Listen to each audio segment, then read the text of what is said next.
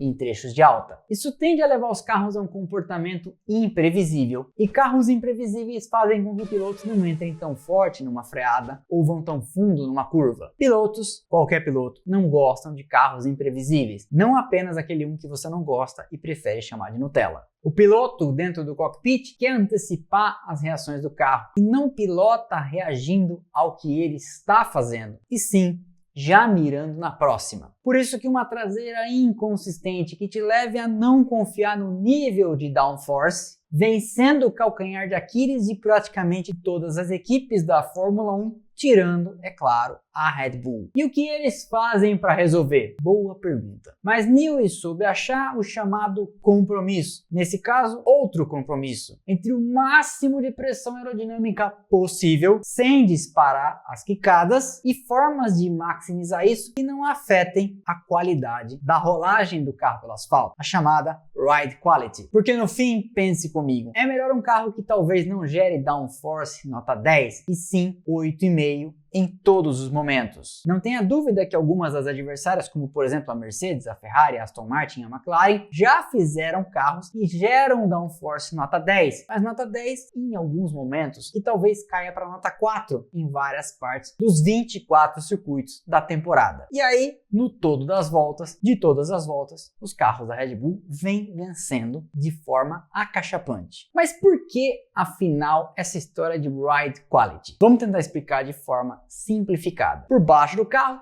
passa o ar nos chamados túneis de Venturi. Quando o carro rola para um lado ou para o outro, igual ao nosso carro de rua, o fluxo de ar por baixo varia, porque o carro se aproxima do solo, chegando às vezes, a gente sabe, a encostar. Estão lá as faíscas que não nos deixam mentir. Quando isso acontece, você perde parte ou todo do downforce, ou seja, diminui a pressão aerodinâmica que empurra o carro contra o solo desde os anos 60. Ué, mas não seria o caso então de resolver isso endurecendo a suspensão? Sim, até um ponto. Porque a depender da situação, uma suspensão muito dura causa outros problemas. O carro depende desse fluxo de ar constante por baixo dele para gerar pressão aerodinâmica. Igualzinho o avião que balança no céu na chamada turbulência quando passa, por exemplo, por variações térmicas, por zonas de baixa ou de alta pressão e sacode no ar. O carro de corrida é a mesma coisa, como sempre, ao contrário. Lembrando sempre que turbulência não derruba avião, já ensina o querido amigo Lito. A mesma coisa com relação ao carro de corrida. A mudança de atitude que reflete na altura do carro em relação ao solo muda o downforce na frente, na traseira, nos lados. E daí vem a necessidade de uma suspensão que, interagindo com a parte de baixo,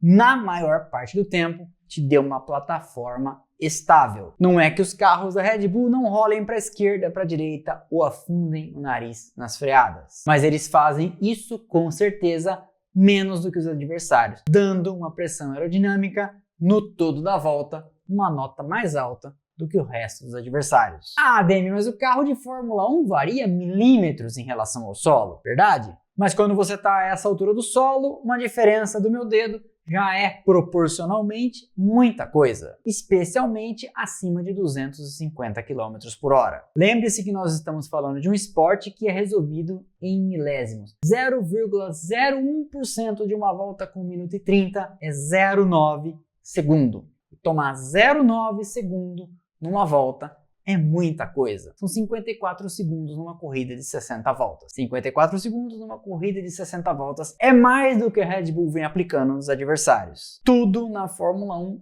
é extremamente sutil. Não é porque os engenheiros entendem tanto de aerodinâmica hoje em dia que os problemas estão, portanto, resolvidos, já que nós estamos falando de quase nada de diferença. Não há nada hoje em dia num carro de Fórmula 1 que não é pensado em função da aerodinâmica. Da asa dianteira à asa traseira, do halo aos sidepods, do capacete dos pilotos aos dutos de freio na frente e atrás.